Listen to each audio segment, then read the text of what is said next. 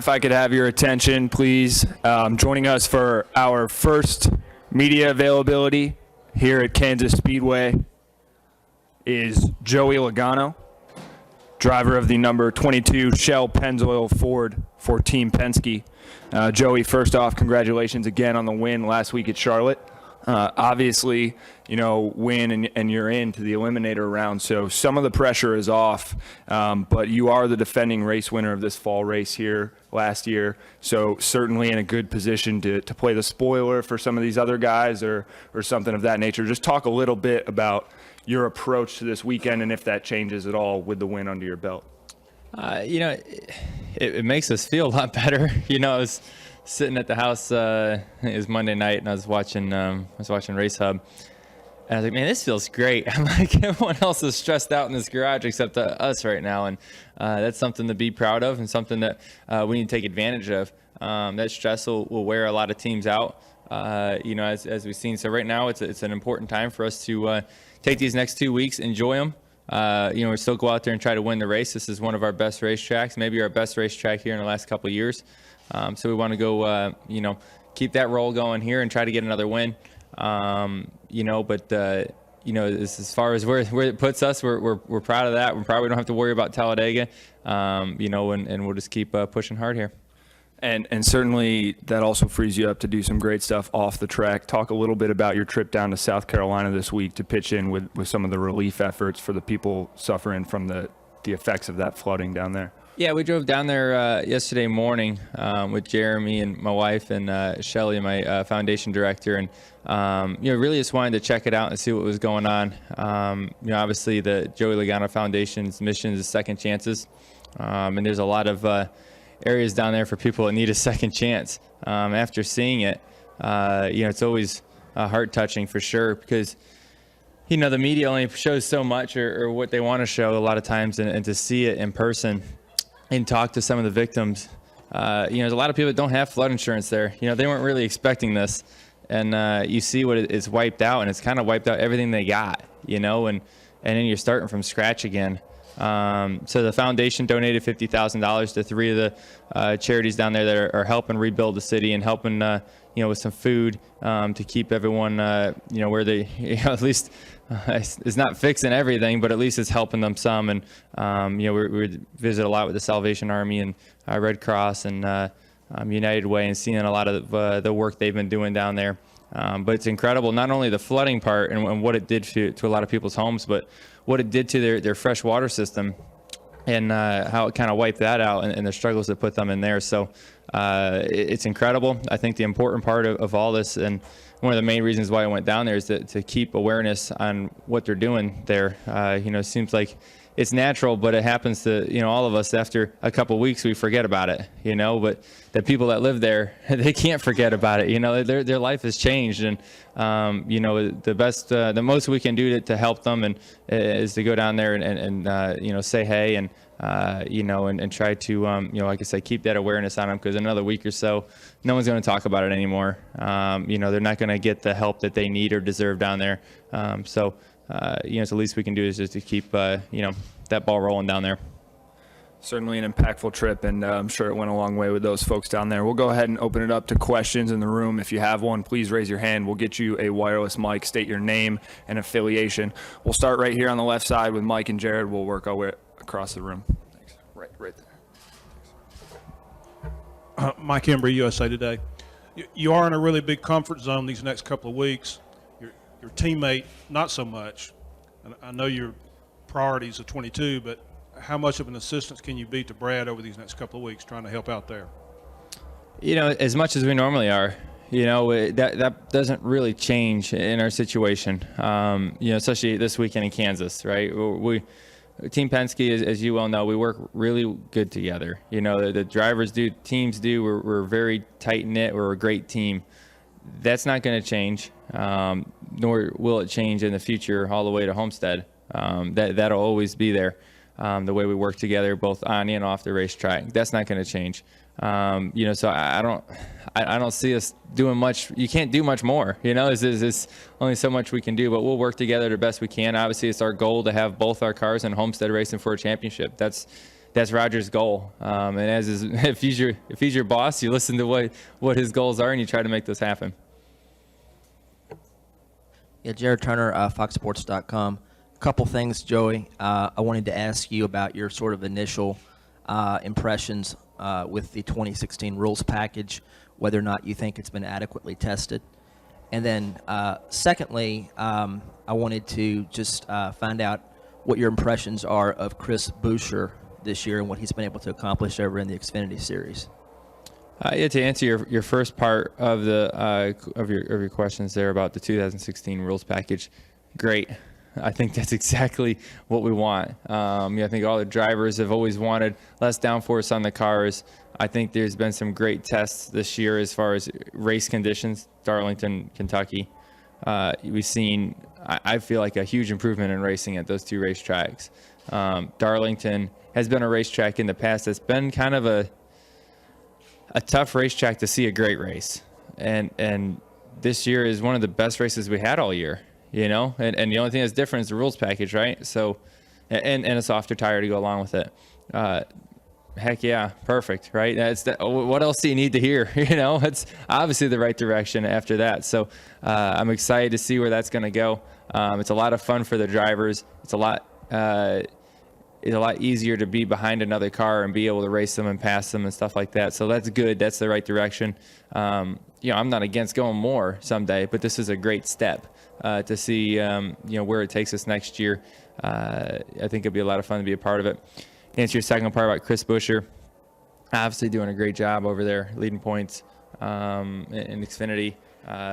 He's been he's been consistent, kind of doing his thing out there, and he's got some good drivers kind of, aimed at him trying to win this championship as well. And it doesn't seem like the pressure is, making him crack yet. Okay, we'll go over here to the right side, Dustin, and then Kenny. Dustin Long, NBC Sports. Joey, obviously hindsight makes it look at, when you look back at your situation with your move to Team Penske, that everything worked out as well as possible, and that, everything worked in the right manner. I know, being in the middle of that situation, it's hard to feel that type of comfort level.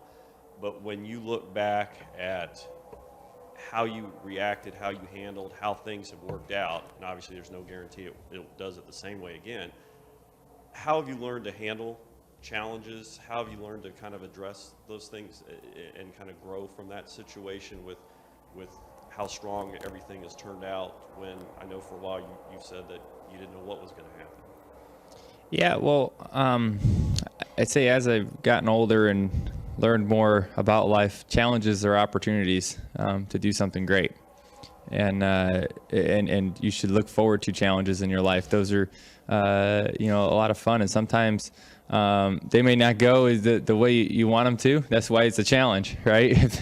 If it was easy, it wouldn't be called that. I don't know what they'd call it, but it'd be something a lot different.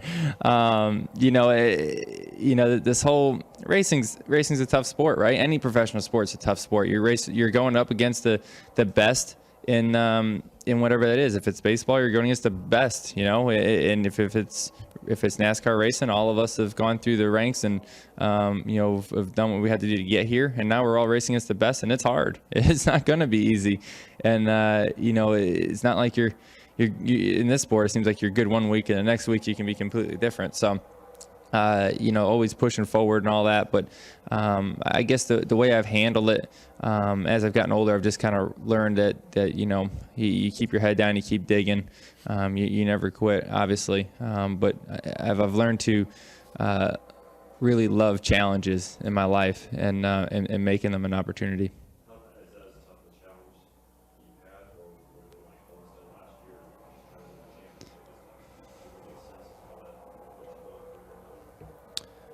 What part of Homestead's tough? Just racing for the championship in general? The period from Gibbs to Penske, that period. You were one of the number of guys made moves in about two and a half year period. Yeah. Things worked out pretty well for you. Had a lot of success. I guess kind of the toughest part for me, was kind of towards, most of my Cup career at Gibbs. From the beginning, not really living up to the hype. And obviously that's a challenge, and trying to figure out how to be better. And then as you get a little bit closer, but then you're kind of still not where you need to be, and next thing you know, you're kind of looking for a job, and you don't know if you're going to have a job, and there's another stress that's put on you, and you say, man, am I going to race anymore? You know, what you start thinking in your mind, what's the backup on this whole thing? What else are you going to do? And I didn't have a backup. I put all my eggs in one basket to be a race car driver, so it's had to work. You know, and I got a second shot with Team Penske, you know, and obviously there's another challenge, right? How do you make the most out of that opportunity? I'm gonna walk into the doors as a new man, and create a new team, and obviously I had a great team already there, but to kind of plug yourself in and build it up from there, that's another challenge. That was a lot of fun, and now seeing what the reward we're getting out of all that work. Is fun, but it's obviously we haven't won a championship yet. Last year we came really close. This year we're on track right now, but obviously all that can change. So we can't, we can't stop now. We got to keep pushing forward. Stay over there on the right with Kenny, and then come back up to the front left. Kenny Bruce, NASCAR.com. Joey, I would guess that it's easy to say we're not going to change our focus or our approach because you already have a win and you know you're going to that next round. But from your standpoint, is there a different feel not knowing whether or not you're going to advance to another round as opposed to knowing you already have that in your pocket? I mean, is there a pressure there that kind of builds as we get closer? Oh, for sure. There's definitely a different feel. For example, we're racing like we did most of the season after we won Daytona, right? We're back to that mode. Just, that relief. You go out there, you race relaxed, you race, you have a lot of fun, which is a lot of times is an advantage. That's the way you need to race all the time, even when those stressful situations and as you're trying to, set yourself up good for Talladega, or in the next round trying to set yourself up to race for that championship. There's that pressure keeps building each round, and I think, especially this round, you look at, I think as Kyle was second in points last year going to Talladega and didn't make it. So there's no one feels good after seeing that last year and seeing what can happen. No one feels good unless you win. And that's why we feel really good. We have to, like I said, take advantage of this opportunity we got right now, because winning that race last weekend is the biggest win that we could have gotten at this point of the season. And it can really help boost us in the next round by being ready and not having our tongues hanging out by the time we get through Talladega. We're going to be rested and charged up and ready to rip, So, and I can't say all teams are going to be like that after going through what they're about to go through here in the next couple of weeks.